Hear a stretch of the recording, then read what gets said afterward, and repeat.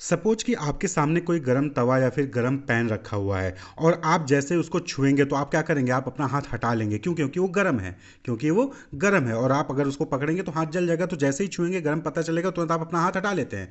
तो यहाँ पर क्या होता है कि जैसे ही आपके सेंसरी ऑर्गन्स ने यानी आपके स्किन ने गर्म चीज़ को छुआ, फिर आपके स्किन ने क्या किया, आपके स्किन ने सिग्नल भेजा, कहाँ पे मैसेज भेजा, ब्रेन को, कि ये गर्म सब्सटेंस है। क्लियर? तो ब्रेन क्या करता है कि ब्रेन आपके हैंड को जो है वहाँ पर सिग्नल भेजता है कि आप इसको तुरंत हटाइए, तो आपका हाथ अपने आप वहाँ से हट जाएगा। क्लियर? तो ये जो पूरा सिस्टम है इसको हम नर्वस सिस्टम कहते हैं। क्या कहते हैं? नर्वस सिस्टम कहते हैं। और ये जो नर्वस सिस्टम है ये नर्व्स और सेल से बना होता है। वो क्या करता है, वो मैसेज को ब्रेन तक पहुंचाता है, स्पाइनल कॉर्ड तक पहुंचाता है, और फिर उसी मैसेज को ब्रेन और स्पाइनल कॉर्ड से जो मैसेज है उसको वो वेरियस पार्ट ऑफ बॉडी तक पहुंचाता है। क्लियर? सेंसरी ऑर्गन से मैसेज मिला, वो मैसेज कहाँ गया, ब्रेन और स्पाइनल कॉर्ड को, और फिर ब्रेन और स्पाइनल कॉर्ड ने जो है वहां पर वेरियस पार्ट ऑफ बॉडी को वहां पर सिग्नल भेजा। तो सेंसरी ऑर्गन यानी कि आपके स्किन ने टच किया कि ये तो गर्म चीज है, ये मैसेज ब्रेन तक गया, ब्रेन ने क्या किया, तुरंत जो है हैंड को वहां से हटा दिया। क्लियर? तो ये पूरा सिस्टम क्या कहलाता है, नर्वस सिस्टम कहलाता है। क्लियर? तो नर्वस सिस्टम एक्चुअली में ये बॉडी का कमांड सेंटर होता है, बॉडी का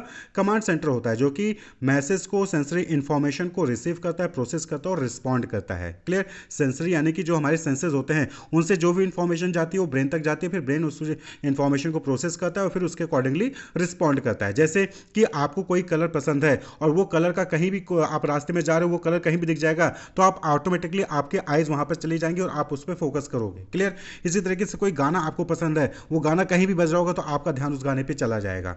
तो ये चीज होता है। तो यहाँ पर क्या हो रहा है कि जो आपके सेंसरी ऑर्गन्स होते हैं वो आपके जो है मैसेज को ब्रेन तक पहुंचाते हैं, ब्रेन फिर उसको प्रोसेस करता है और उसके अकॉर्डिंगली जो है उसको रिस्पॉन्ड करता है। और इस नर्वस सिस्टम के स्टडी को ही हम क्या कहते हैं, न्यूरो साइंस कहते हैं। क्लियर? इस नर्वस सिस्टम को स्टडी करना ही न्यूरो साइंस कहलाता है। जैसे कि studying how the brain process emotions और मेमोरीज, यानी कि ब्रेन किस तरीके से इमोशन और मेमोरीज को प्रोसेस करता है, स्टोर करता है, उसके स्टडी को ही न्यूरो साइंस कहेंगे। तो जब ये न्यूरो साइंस जो है ये मार्केटिंग में जब इसका इस्तेमाल किया जाता है कंज्यूमर के बिहेवियर को स्टडी करने के लिए, तो वही चीज़ न्यूरो मार्केटिंग कहलाती है। क्लियर?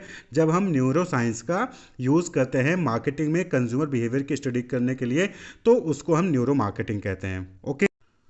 तो न्यूरो मार्केटिंग में क्या होता है कि यहाँ पर हम ये चीज़ देखते हैं कि जो भी कंपनी के एडवर्टीजमेंट्स हैं, प्रोडक्ट डिज़ाइन है, प्राइसिंग है, उसको देखकर कंज्यूमर का जो ब्रेन है वो किस तरीके से रिस्पॉन्ड करता है। और यहाँ पर फोकस किस होता है, नॉन कॉन्शियस रिस्पॉन्स होते हैं जो कि कंज्यूमर के ब्रेन में हो रहा है। वो जो नॉन कॉन्शियस रिस्पॉन्सेज होते हैं ब्रेन के कंज्यूमर के, तो उसको जो है यहाँ पर स्टडी किया जाता है और उसके बेसिस पे जो भी इंफॉर्मेशन निकल के आती है उसके अकॉर्डिंगली जो है फिर वहाँ पर पर्सनलाइजेशन किया जाता है और जो है डिफरेंट मार्केटिंग स्ट्रेटजी जो है वो ऑर्गेनाइजेशन द्वारा डेवलप किए जाते हैं। तो neuro marketing is the application of neuro science and cognitive science to marketing to understand consumer behaviour by measuring non conscious response to marketing stimuli. तो मार्केटिंग स्टिमुलाई कहने का मतलब है कंपनी का एडवर्टीजमेंट हो गया, कंपनी के प्रोडक्ट की पैकेजिंग हो गई, कंपनी के प्राइसिंग हो गई। क्लियर? तो ये मार्केटिंग स्टिमुले है। स्टिमुले का मतलब क्या होता है कि कोई भी ऐसी चीज जिसको देखकर जो पर्सन है वो कोई एक्टिविटी परफॉर्म करता है तो उसको हम स्टिमुलस कहेंगे।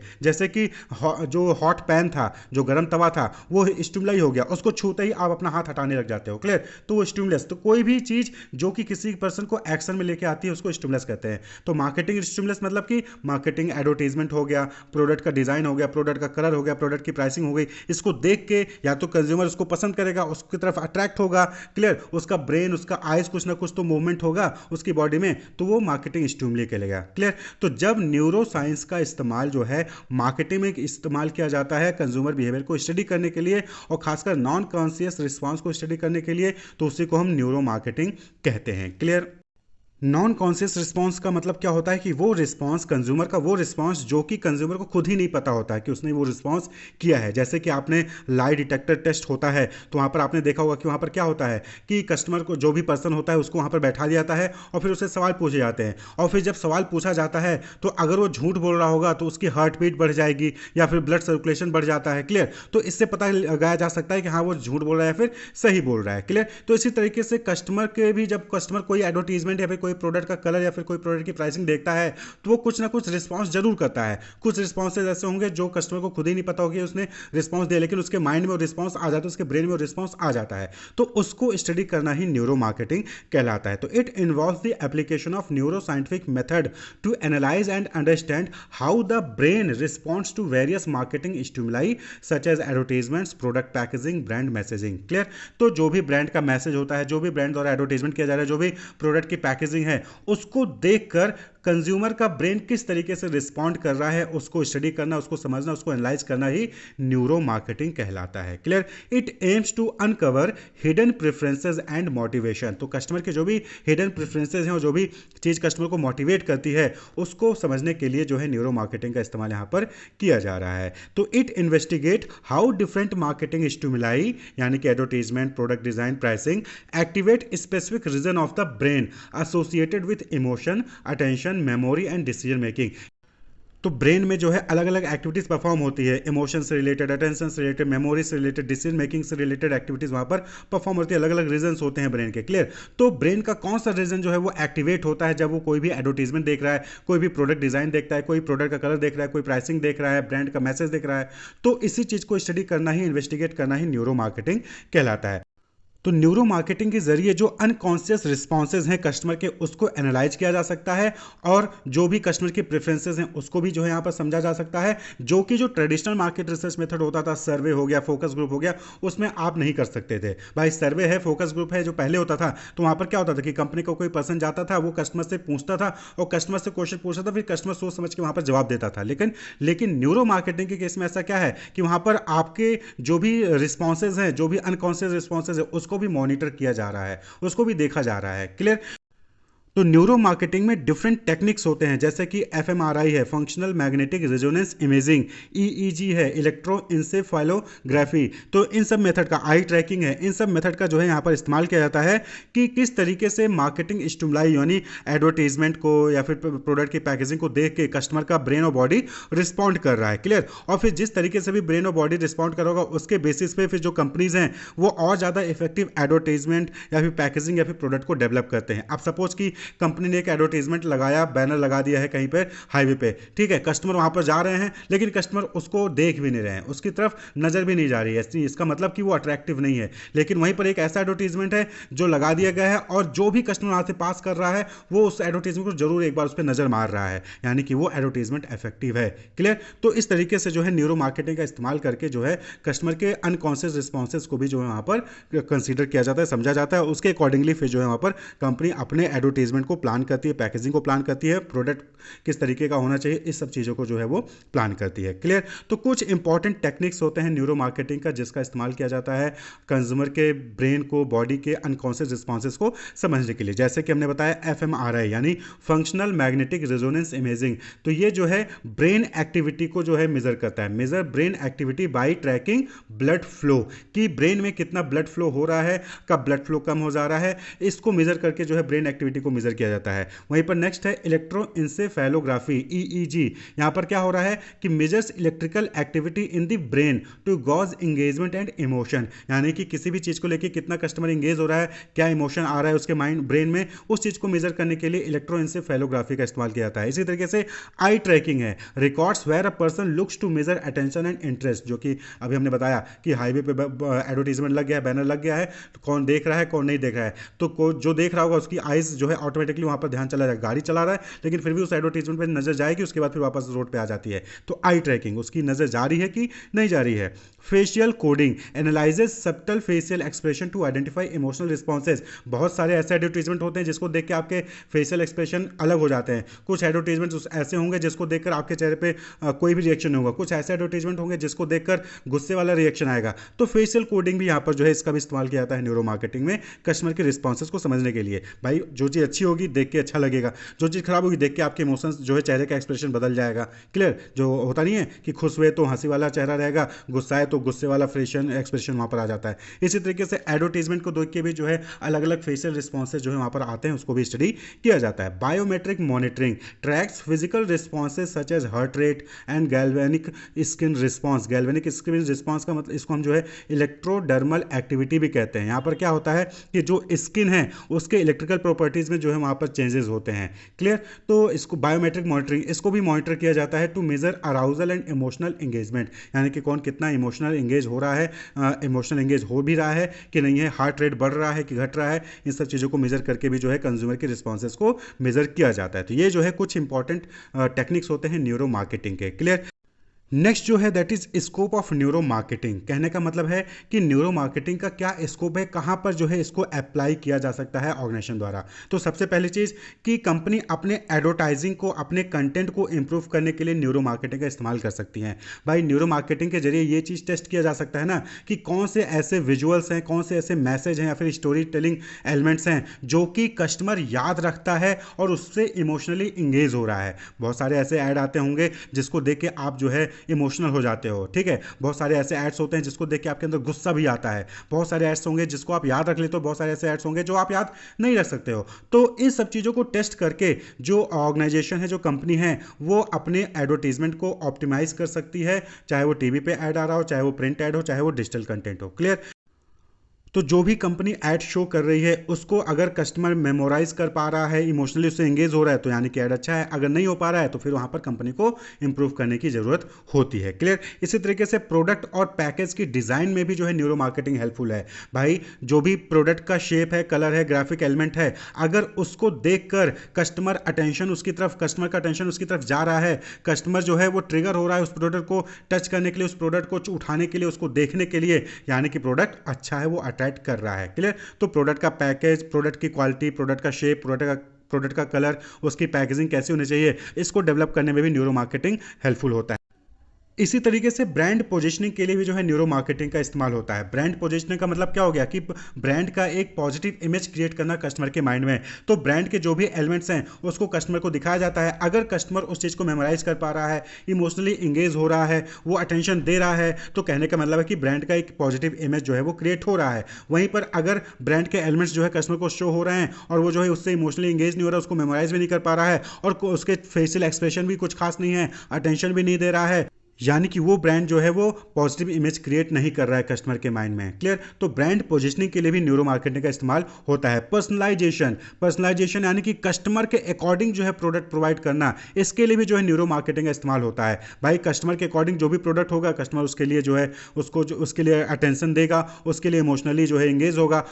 तो न्यूरो मार्केटिंग जो है वो इस चीज़ को आइडेंटिफाई करने में हेल्प करता है कि किस चीज़ से इमोशनली एसोसिएट हो रहा है कस्टमर, और उसके अकॉर्डिंग फिर जो है कंपनीज जो है, मार्केटर्स जो है वो कंटेंट डिलीवर करते हैं जिससे कि जो कस्टमर है वो इमोशनली अटैच हो। क्लियर। इसी तरीके से इन स्टोर एंड ऑनलाइन एक्सपीरियंस को भी इंप्रूव करने के लिए न्यूरो मार्केटिंग का इस्तेमाल होता है। By studying how consumer navigate and interact with different store layout, product displays and website design, neuro marketing can identify the most effective ways to guide customer behavior and encourage purchase।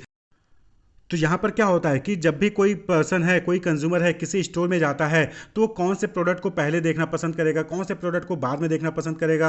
Clear. इस चीज़ को identify करने में neuro marketing help करता है। इसी तरीके से जब ऑनलाइन परचेजिंग करने के लिए कोई जाता है तो जब वो वेबसाइट ओपन करता है तो वेबसाइट का कलर कॉम्बिनेशन क्या होना चाहिए, वेबसाइट पर कौन से प्रोडक्ट पहले दिखने चाहिए, तो ये सारी चीज़ों को जो है स्टडी करके उसके अकॉर्डिंग जो है इन स्टोर और ऑनलाइन वेबसाइट को जो है वहाँ पर डिज़ाइन किया जा सकता है जिससे कि कस्टमर अट्रैक्ट हो, कस्टमर जो है वहाँ पर अटेंशन पे करे और कस्टमर जो है प्रोडक्ट को परचेज करे। तो चाहे वो इन स्टोर हो, चाहे वो ऑनलाइन हो, ऑनलाइन वेबसाइट्स हो, उसको डिजाइन करने में न्यूरो मार्केटिंग का इस्तेमाल किया जाता है। तो इन सभी चीज़ों में न्यूरो मार्केटिंग का इस्तेमाल होता है, चाहे वो एडवर्टीजमेंट बनाना हो, चाहे प्रोडक्ट की डिज़ाइन की बात हो, चाहे पैकेजिंग की बात हो, चाहे ब्रांड को पोजीशन करना हो, पर्सनलाइजेशन करना हो, या फिर इन स्टोर और ऑनलाइन वेबसाइट को जो है डिज़ाइन करना हो, तो उसमें न्यूरो मार्केटिंग का इस्तेमाल किया जाता है। क्योंकि न्यूरो मार्केटिंग के जरिए आप आइडेंटिफाई कर पाओगे कि कस्टमर कैसा रिस्पॉन्स दे रहा है इन सब चीज़ों को देख के, कस्टमर क्या इमोशनली इंगेज हो रहा है इन सब चीज़ों से, कस्टमर क्या जो है ट्रिगर हो रहा है प्रोडक्ट को परचेज करने के लिए, कस्टमर की आइज़ जो है वो अटेंशन दे रही हैं कि नहीं दे रही हैं चीज़ों को देखकर, उसके अकॉर्डिंग जो है मार्केटर से वो आइडेंटिफाई कर सकते हैं कि प्रोडक्ट की ब्रांडिंग, एडवर्टाइजिंग या फिर जो प्रोडक्ट का डिज़ाइन है वो सही है या फिर नहीं है। अगर सही नहीं है तो फिर वहाँ पर इंप्रूव करने की ज़रूरत है। क्लियर। तो ये होता है न्यूरो मार्केटिंग, यानी कि ब्रेन और बॉडी के मूवमेंट को रिकॉर्ड करना, अनकॉन्शियस रिस्पॉन्सेज को रिकॉर्ड करना, उसको स्टडी करना कंज्यूमर के, जब वो मार्केटिंग स्टिमुलस को देखते हैं।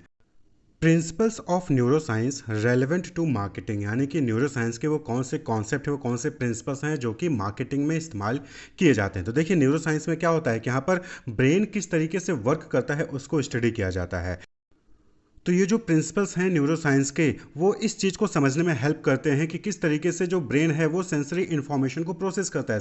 सेंसरी इन्फॉर्मेशन का मतलब क्या होगा कि जो भी हमारे सेंसेस हैं उनसे जो भी डेटा कलेक्ट हो रहा है उसको किस तरीके से ब्रेन प्रोसेस करता है, उसके अकॉर्डिंग किस तरीके से हमारे बॉडी पार्ट्स के मूवमेंट को कंट्रोल करता है, किस तरीके से इमोशन, लर्निंग, मेमोरी को जो है वो इनेबल करता है। तो इन्हीं सब चीज़ों से जो है न्यूरोसाइंस के प्रिंसिपल्स रिलेटेड हैं। और इसी न्यूरोसाइंस के प्रिंसिपल्स को जो मार्केटर्स हैं, जो ऑर्गेनाइजेशंस हैं, वो जो है समझते हैं और अप्लाई करते हैं, ये चीज़ समझने के लिए कि किस तरीके से कंज्यूमर जो है वो इन्फॉर्मेशन को प्रोसेस करता है। यानी कि जो भी मार्केटर्स एडवर्टीजमेंट दिखा रहे हैं, जो भी उनके मैसेज होते हैं, जो भी उनका प्रोडक्ट होता है, उससे रिलेटेड जो भी इन्फॉर्मेशन है, कस्टमर उस चीज़ को कैसे प्रोसेस करता है, किस तरीके से जो है वो अपने प्रेफरेंसेस को फॉर्म करता है कि उसको क्या लेना है, क्या नहीं लेना है, और किस तरीके से जो है वो डिसीजन मेकिंग करता है। क्लियर? तो इस चीज़ को समझने के लिए न्यूरोसाइंस के प्रिंसिपल का इस्तेमाल जो है वो ऑर्गेनाइजेशन और मार्केटर्स द्वारा किया जाता है।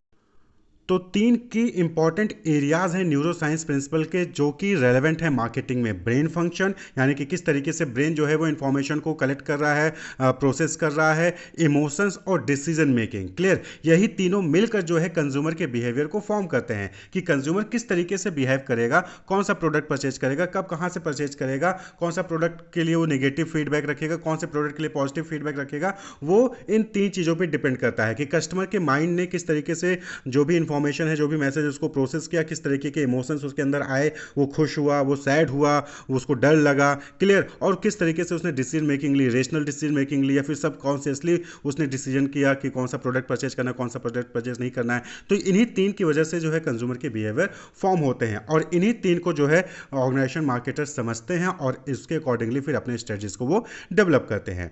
तो पहला क्या था? Brain function. ब्रेन फंक्शन कहने का मतलब है कि किस तरीके से ब्रेन फंक्शन परफॉर्म करता है, यानी कि कैसे वो इन्फॉर्मेशन को गैदर करेगा, प्रोसेस करेगा, और जो है डिफरेंट थॉट और इमोशंस को जनरेट करता है। तो the brain is central organ of the nervous system. Nervous system का सेंट्रल ऑर्गन कौन है? ब्रेन है, और वही रिस्पॉन्सिबल होता है इन्फॉर्मेशन को प्रोसेस करने के लिए, और जो भी डिफरेंट थॉट्स आते हैं, जो भी डिफरेंट इमोशंस होते हैं, या फिर जो भी हम बिहेव करते हैं उसको जनरेट करने के लिए। हम किस तरीके से बिहेव करेंगे, हमारे अंदर क्या थॉट आएगा, हमारे अंदर क्या इमोशंस आएंगे, वो डिपेंड करता है कि ब्रेन ने इन्फॉर्मेशन को किस तरीके से प्रोसेस किया। अगर ब्रेन ने किसी भी बात को नेगेटिवली प्रोसेस किया है तो हम नेगेटिव बिहेवियर शो करेंगे। ब्रेन ने किसी बात को पॉजिटिवली जो है प्रोसेस किया है तो हम पॉजिटिव बिहेवियर शो करेंगे। आपने देखा होगा कि बात एक ही होती है, लेकिन कुछ लोग उसको दूसरे तरीके से समझते हैं, कुछ लोग उसको दूसरे तरीके से समझते हैं। यानी कि ब्रेन ने अलग अलग तरीके से प्रोसेस किया अलग अलग लोगों के अंदर। क्लियर? तो ब्रेन जो है वो सेंट्रल ऑर्गन है, और यही रिस्पॉन्सिबल होता है कि इंफॉर्मेशन को किस तरीके से प्रोसेस करना है। The human brain plays a central role in processing marketing message and stimuli. तो ह्यूमन का ब्रेन ही है जो कि मार्केटिंग में जो भी मैसेजेस आते हैं, जो भी एडवर्टीजमेंट्स आते हैं, या फिर जो भी प्रोडक्ट के कलर कॉम्बिनेशन होते हैं, उसको किस तरीके से प्रोसेस करना है, वो सारा काम कौन करता है? ब्रेन करता है। मार्केटर्स जो है कोई एक ऐड दिखा दिया, उस ऐड को अलग अलग लोग अलग अलग तरीके से जो है परसेप्ट करते हैं। कुछ लोग उसको निगेटिवली परसेप्ट कर सकते हैं, कुछ लोग उसको पॉजिटिवली परसेप्ट करेंगे। क्लियर? तो ये जो ब्रेन है ये जो है सेंट्रल रोल प्ले करता है मार्केटिंग मैसेज को प्रोसेस करने में। क्लियर? ये जो ब्रेन है ये जो है अलग अलग पार्ट में डिवाइड होता है। Brain is divided into several region with specific function, और हर रीजन का जो है अलग अलग फंक्शन होता है। जैसे कि जो फ्रंटल लोब है, frontal lobe of the brain, ये इन्वॉल्व होता है प्लानिंग में, डिसीजन मेकिंग में, मोटर कंट्रोल में, यानी कि जो भी मूवमेंट होता है उसको कंट्रोल करने में, सोशल बिहेवियर शो करने के लिए। तो फ्रंटल लोब जो ब्रेन का है वो रिस्पॉन्सिबल होता है। इसी तरीके से पैरिटल लोब है, वो जो है सेंसरी इंफॉर्मेशन को जो है प्रोसेस करता है, यानी टच करने से जो भी डेटा आया उसको वो प्रोसेस करेगा। टेम्पोरल लोब है, टेम्पोरल लोब जो है वो इन्वॉल्व होता है ऑडिटरी प्रोसेसिंग में, यानी कि जो भी आप सुनते हो या फिर जो भी आपने लैंग्वेज को समझना है या फिर जो मेमोरी फॉर्म करना है, तो उसके लिए टेम्पोरल लोब जो होता है ब्रेन का पार्ट, वो जो है रिस्पॉन्सिबल होता है। इसी तरीके से ऑसिपिटल लोब है, तो जो भी आप देखकर, कलर या शेप को देखकर जो भी इंफॉर्मेशन आ रहा है उसको ऑसिपिटल लोब जो है वो रिस्पॉन्सिबल होता है, उसको हैंडल करता है। तो ब्रेन के अलग अलग रीजन है, अलग अलग फंक्शन वो परफॉर्म करते हैं। तो मार्केटर ने जो भी एडवर्टीजमेंट दिखाया है, जो भी उसने प्रोडक्ट का कलर रखा है, शेप रखा है, उसको किस तरीके से ब्रेन प्रोसेस कर रहा है, ये इंपॉर्टेंट है। और अगर मार्केटर इस चीज़ को समझ जाए कि ब्रेन उसको सही तरीके से प्रोसेस कर रहा है, निगेटिवली प्रोसेस कर रहा है, तो आसानी से जो है मार्केटर जो है अपने स्ट्रेटजीज को फ्रेम कर सकता है। उसने कोई कलर कॉम्बिनेशन रखा, ब्रेन ने उसको निगेटिवली परसेप्ट किया, यानी कि वो कलर कॉम्बिनेशन सही नहीं है। क्लियर? तो इस तरीके से जो है मार्केटर इस चीज़ का इस न्यूरो साइंस का इस्तेमाल करते हैं मार्केटिंग में। तो ब्रेन जो है वो डोपामाइन रिलीज करता है जब कस्टमर प्लेजर को एक्सपीरियंस करता है, हैप्पीनेस को एक्सपीरियंस करता है। क्लियर? भाई आपको कोई प्रोडक्ट देखे अच्छा लगा तो ब्रेन डोपामाइन जो है रिलीज करेगा। क्लियर? और वही जो है उसको मोटिवेट करता है कि वो बार बार उसी प्रोडक्ट को परचेज करेगा। आपने कोई चीज़ खाई, आपको अच्छा लगा, तो फिर बार बार आप वही चीज़ खाओगे ना। आपने कोई प्रोडक्ट परचेज किया, वो अच्छा लगा, आप दोबारा प्रोडक्ट वही परचेज करोगे, बल्कि दूसरों को भी बोलोगे कि वही प्रोडक्ट वो परचेज करें। तो ब्रेन डोपामाइन रिलीज करता है जब कस्टमर प्लेजर या फिर हैप्पीनेस को फील करता है। तो मार्केटर्स जो हैं इसी इंफॉर्मेशन को, इसी अंडरस्टैंडिंग को जो है वो यूज करते हैं अपनी स्ट्रेटजीज को फॉर्म करने में। क्लियर? मैसेज को क्रिएट करने में, एड्स को डेवलप करने में, जिससे कि कस्टमर जो है वो इमीडिएट अटेंशन जो है वो उनके एड पे, उनके प्रोडक्ट पे ध्यान दे, और उनकी लॉन्ग टर्म मेमोरी में भी जो है वो डेटा सेव रहे, वो एड सेव रहे। आपने देखा होगा कि बहुत सारे ऐसे एड्स होते हैं जो कि आपको लंबे समय तक याद रहते हैं, लेकिन वहीं पर बहुत सारे ऐसे एड्स होते हैं जो कि आप देखते हो लेकिन भूल जाते हो। क्लियर? तो ये डिपेंड करता है कि आपके ब्रेन ने किस तरीके से प्रोसेस किया, और इस चीज़ को समझने के लिए न्यूरो साइंस का इस्तेमाल जो है मार्केटर्स द्वारा किया जाता है कि किस तरीके से ब्रेन जो है वो डेटा को या फिर मार्केटिंग के जो मैसेज हैं, एडवर्टीजमेंट है, उनको प्रोसेस कर रहा है। क्लियर? नेक्स्ट जो इंपॉर्टेंट एरिया है दैट इज इमोशंस। कहने का मतलब है कि जो कंज्यूमर है वो जॉय फील कर रहा है, फियर फील कर रहा है, ट्रस्ट जो है डेवलप हो रहा है, या फिर एक्साइटमेंट आ रहा है, इमोशंस। क्लियर? तो neuro science shows that limbic system और स्पेशली एम्बिगडला, ये जो है कि इंपॉर्टेंट रोल प्ले करता है in processing emotions like Joy, fear, trust, excitement. अब देखिए इमोशंस बहुत इंपॉर्टेंट है, तो मार्केटर का जो भी मैसेज है वो किस तरीके का इमोशंस जो है वो जनरेट कर रहा है कस्टमर में। अगर मार्केटर का जो भी मैसेज है, जो भी एडवर्टीजमेंट है, उसको देखकर जो कंज्यूमर है वो जॉय फील कर रहा है, एक्साइटमेंट उसके अंदर आ रहा है, यानी कि वो पॉजिटिव एक्सपीरियंस क्रिएट कर रहा है। क्लियर? वहीं पर अगर उस एड को देखकर जो कंज्यूमर है उसके अंदर फियर वाला इमोशन आ रहा है, यानी कि वो नेगेटिव इमोशंस क्रिएट कर रहा है। क्लियर? और मार्केटर इसी इंफॉर्मेशन का इस्तेमाल करते हैं ऐड को, मैसेज को, प्रोडक्ट को डेवलप करने में, जिससे कि पॉजिटिव इमोशंस क्लियर जो है ट्रिगर हो, जैसे कि हैप्पीनेस, जॉय। क्योंकि जब पॉजिटिव इमोशंस जो है ट्रिगर होंगे कस्टमर में, तो जाहिर सी बात है कि कस्टमर सेटिस्फाई होगा और customer positive word of mouth communicate करेगा। लेकिन वहीं पर अगर नेगेटिव इमोशंस क्रिएट होंगे किसी भी प्रोडक्ट को, किसी भी मैसेज को देखकर, तो फिर वो जो है ब्रांड के रेपुटेशन को क्विकली डिस्ट्रॉय कर देंगे। क्लियर? तो इमोशंस इंपॉर्टेंट है। तो इमोशन किस तरीके से ट्रिगर हो रहे हैं, किस चीज़ से पॉजिटिव इमोशन आ रहा है, किस चीज़ से नेगेटिव इमोशन आ रहा है, इस चीज़ को स्टडी करने के लिए न्यूरो साइंस का इस्तेमाल किया जाता है, और फिर उस इंफॉर्मेशन का इस्तेमाल जो है मार्केटिंग स्ट्रेटजीज को डेवलप करने के लिए किया जाता है मार्केटर्स द्वारा। इसी तरीके से जो नेक्स्ट जो इंपॉर्टेंट है दैट इज डिसीजन मेकिंग, यानी कि जो डिसीजन मेकिंग किस तरीके से जो कंज्यूमर है वो करता है। तो देखिए न्यूरो साइंस कहता है कि जो प्री फ्रंटल कॉर्टेक्स है वो लॉजिकल इवोल्यूशन के लिए रिस्पॉन्सिबल होता है, वहीं पर जो लिम्बिक सिस्टम है वो इमोशनल रिस्पॉन्स के लिए जो है रिस्पॉन्सिबल होता है डिसीजन मेकिंग में। क्लियर? अब देखिए जो कंज्यूमर है या फिर जो हम ह्यूमन बींग्स हैं, हम डिसीजन मेकिंग दो तरीके से लेते हैं, एक इमोशनली और एक लॉजिकली। लॉजिकली कहने का मतलब है कि जब आप कोई प्रोडक्ट परचेज करने जा रहे हो तो वहाँ पर प्रॉपर जो है आप उसको कंपेयर करते हो, उसकी प्राइसिंग को देखते हो, उसके ड्रॉज, कॉन्सिक्वेंसेज और उसके जो है पॉजिटिव को देखते हो। लेकिन वहीं पर बहुत सारे ऐसे प्रोडक्ट होते हैं जिसको आप इमोशनली परचेज कर लेते हो, भले उसमें कितनी बुराई हो लेकिन आप उसको खरीद लोगे। क्यों? क्योंकि आपको पसंद है।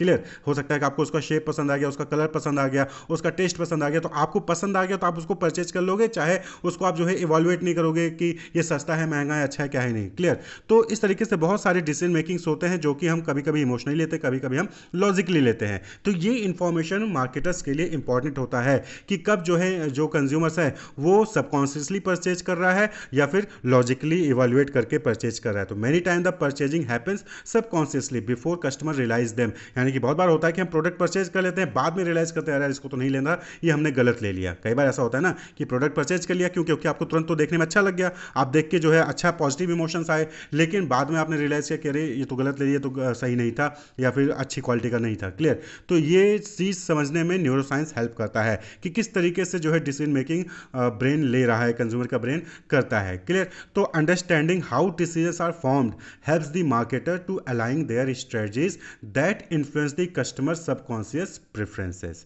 क्लियर। तो ये जो है 3 इंपॉर्टेंट की एरियाज हैं, की प्रिंसिपल्स है कह लीजिए न्यूरो साइंस के, brain function, emotions and decision making, जो कि मार्केटिंग में मार्केटर्स के लिए, ऑर्गेनाइजेशंस के लिए, कंपनीज के लिए, बिजनेस ऑर्गेनाइजेशन के लिए हेल्पफुल होते हैं। और इन तीनों चीज़ों की अंडरस्टैंडिंग जो है वो मार्केटर्स को हेल्प करती है कि वो अप्रोप्रिएट मार्केटिंग स्ट्रेटजीज डेवलप कर सके, जिससे कि जो कस्टमर है उसके अंदर पॉजिटिव इमोशंस क्रिएट हो, पॉजिटिव जो है इमेज क्रिएट हो प्रोडक्ट के लिए, सर्विसेज के लिए। Ethical issues, criticism and regulatory framework related to neuro marketing. देखिए न्यूरो मार्केटिंग में क्या होता है कि यहाँ पर जो मार्केटर्स होते हैं वो अपने कंज्यूमर के बिहेवियर को स्टडी करने के लिए कंज्यूमर के ब्रेन की स्टडी करते हैं कि कंज्यूमर का जो ब्रेन है वो किस तरीके से फंक्शन करता है। क्लियर।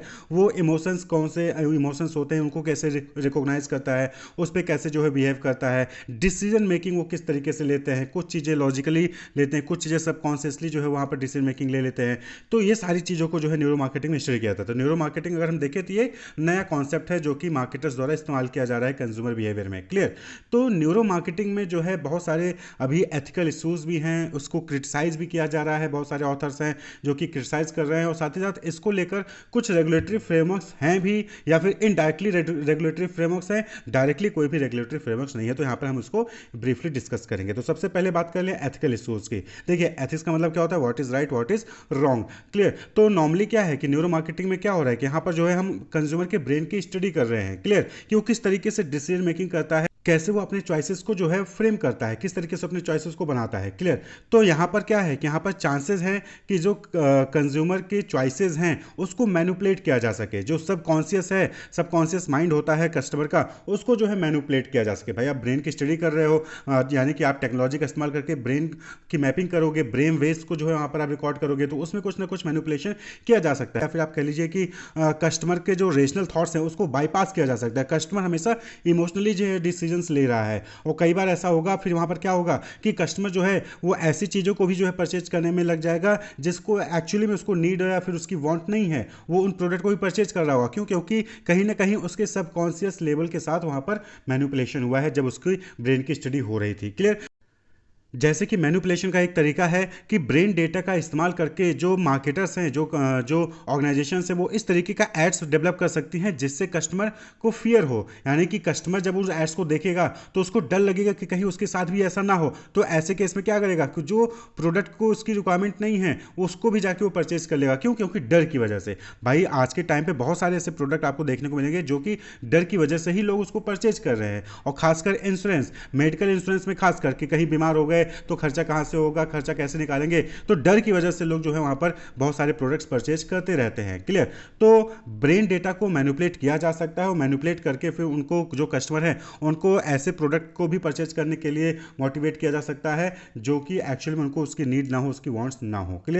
जरूरी नहीं है कि मार्केटर्स ऐसा करें, लेकिन ये चांसेस हैं, ऐसा हो सकता है। ये एथिकल इश्यूज है और इसको लेकर रेगुलेटरी फ्रेमवर्क्स वहाँ पर बनाने चाहिए। भाई कोई भी गलत काम कर सकता है, जैसे कि अल्ट्रासाउंड होता है, तो अल्ट्रासाउंड में नॉर्मली क्या होता है कि ये चीज़ प्रोहिबिटेड है कि जो बेबी है उसके जेंडर को आइडेंटिफाई आप नहीं कर सकते हो बर्थ से पहले। क्लियर। तो इसको लेकर रेगुलेटरी फ्रेमवर्क्स बनाए गए हैं। क्लियर। तो अल्ट्रासाउंड का मिसयूज हो सकता है कि हम जो है बर्थ से पहले ही जो है जेंडर बच्चे का जान लेते थे, और फिर अगर वो गर्ल निकलती थी तो उसको अबॉर्ट कर देते थे, लेकिन वहां पर रेगुलेटरी फ्रेमवर्क बनाकर इसको कंट्रोल किया गया। तो इसी तरीके से न्यूरो मार्केटिंग में भी है कि यहाँ पर ब्रेन की स्टडी की जा रही है, ब्रेन से रिलेटेड डेटा यहाँ पर कलेक्ट किया जा रहा है, तो उसका भी जो है वहाँ पर मैनिपुलेशन किया जा सकता है।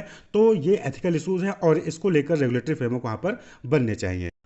वहीं पर जो नेक्स्ट एथिकल इशू है that is privacy and data misuse. ये चांसेस हैं कि न्यूरो मार्केटिंग में जो डेटा है, जो कस्टमर से रिलेटेड बायोमेट्रिक डेटा है, जैसे आई बॉल ट्रैकिंग हो गया, क्लियर, या ब्रेन वेव्स हो गए, ब्रेन से रिलेटेड डेटा हो गए, तो ये सारे डेटा का मिसयूज हो सकता है। क्योंकि कस्टमर से रिलेटेड जो बायोमेट्रिक डेटा, इसका इस्तेमाल जो है मार्केटर्स करती हैं, उसको कलेक्ट करती हैं, उसको एनालाइज करती हैं, जिससे कि वो अपने मार्केटिंग स्ट्रेटजीज को डेवलप कर सके। लेकिन इसका चांसेस है कि उसका मिसयूज हो सकता है, और वो भी कस्टमर को बगैर बताए, एक्सप्लिसिट, मतलब कि बिना कस्टमर की नॉलेज के, बिना उसके कंसेंट के, उससे रिलेटेड डेटा, उसके जो बायोमेट्रिक डेटा हैं, उसका इस्तेमाल वहां पर हो सकता है, और हो सकता है कि उसको हार्मफुल वे में जो है उसका इस्तेमाल किया जा सके कस्टमर के अगेंस्ट के।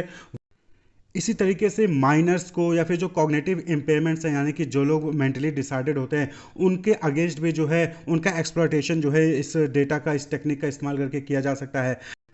ऐसे जो अगला एथिकल इशू है that is lack of transparency. Customer को अवेयरनेस ही नहीं होती है इस चीज़ के बारे में कि उनके जो भी ब्रेन रिस्पॉन्सेज थे उसका किस तरीके से इस्तेमाल किया जाएगा मार्केटर्स द्वारा कस्टमर को इन्फ्लुएंस करने के लिए, फिर दूसरों को इन्फ्लुएंस करने के लिए। तो लैक ऑफ ट्रांसपेरेंसी, ये कुछ एथिकल इशूज़ हैं। एथिकल इशूज़ का मतलब कि कंपनी जो है न्यूरो मार्केटिंग के जो टेक्निक्स हैं या फिर जो उसका डेटा है उसका मिसयूज़ कर सकते हैं। क्लियर? तो इसके लिए, इसको कंट्रोल करने के लिए क्या होना चाहिए? रेगुलेटरी फ्रेमवर्क वहाँ पर बनना चाहिए।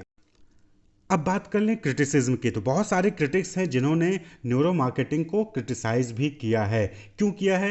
पहला तो रीज़न यही आप लिख सकते हैं कि एथिकल इश्यूज वहाँ पर हैं, क्योंकि एथिकल इश्यूज हैं उसका मिसयूज़ किया जा सकता है न्यूरो मार्केटिंग का, कंज्यूमर से रिलेटेड बायोमेट्रिक्स डेटा का मिसयूज़ किया जा सकता है, उनको गलत तरीके से इन्फ्लुएंस किया जा सकता है, मैनिपुलेट किया जा सकता है। ये इश्यूज हैं और उसको लेकर कोई खास रेगुलेटरी फ्रेमवर्क अभी न्यूरो मार्केटिंग को लेकर नहीं बनाए गए हैं। तो पहला बेसिस तो यही हो जाता है, यानी कि इनएडिक्वेट एथिकल स्ट्रक्चर। बहुत सारे क्रिटिक्स ने इस चीज़ को आर्ग्यू किया कि करंटली जो एथिकल गाइडलाइंस है वो इनसफिशिएंट है to address the unique challenges posed by the neuro marketing. Neuro marketing की वजह से जो भी चैलेंजेस हो सकते हैं उसको जो है कॉप अप करने के लिए, मीटअप करने के लिए इनसफिशिएंट एथिकल गाइडलाइंस हैं और वो जो है अभी काफ़ी नहीं है, उसमें जो है उसमें जो है इंप्रूवमेंट की जरूरत है। क्लियर?